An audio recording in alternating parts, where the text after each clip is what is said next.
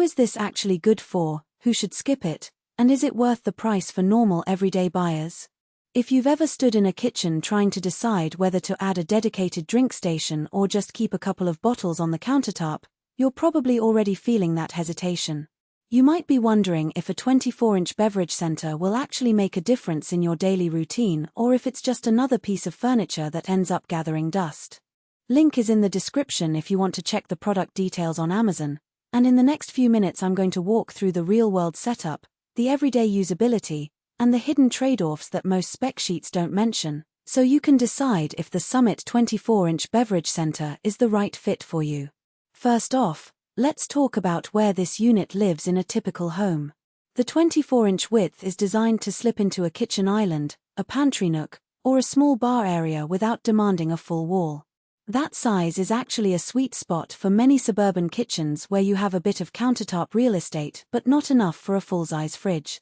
I've seen it installed beside a standard dishwasher, tucked under a countertop that's about 36 inches high, and it blends in without looking cramped. The biggest practical benefit here is the built-in minibar concept. You get a dedicated space for wines, craft beers, sodas, or even a couple of small mixers, and you keep the rest of your kitchen clutter-free. If you're a casual entertainer who hosts a few friends a week, this unit can be a game-changer. Imagine you're preparing dinner, and instead of juggling a wine cooler and a separate soda fridge, you just open the beverage center and everything you need is already chilled and within arm's reach. That eliminates the awkward trip to a separate appliance, which can be especially useful if you have a small kitchen layout where every foot counts. For a home bar setup, the 5.0 cu.ft capacity means you can store a decent number of bottles, roughly 30 standard wine bottles or a mix of cans and bottles, so you're not constantly restocking mid-party. On the flip side, if you're a serious collector of craft beers that require precise temperature zones, you might find the single temperature control a bit limiting. The unit doesn't offer dual zones, so you can't set one section for white wine at 50°F and another for lagers at 38°F. That's a hidden trade-off you'll only discover once the doors are closed and the thermostat settles on a middle ground. For most everyday drinkers, that isn't a deal-breaker, but for a hobbyist who wants to fine-tune each beverage type, you may end up compromising on optimal serving temperatures. One practical strength that shows up once the unit is installed is the door design. The panel-ready front means you can attach a custom cabinet face to match the rest of your kitchen, giving it a seamless look. In my own research, I saw a few users who opted for a wood veneer panel that blended with a shaker-style kitchen, and they reported that it felt like part of the cabinetry rather than an add-on. That visual integration is worth the extra effort if aesthetics matter to you, especially when you're trying to maintain a cohesive design language throughout the space. Now, let's address the installation reality. The product is sold without the panel, so you need to source that separately or work with a carpenter. That can add a modest cost and a bit of DIY time, which is something many first-time buyers overlook.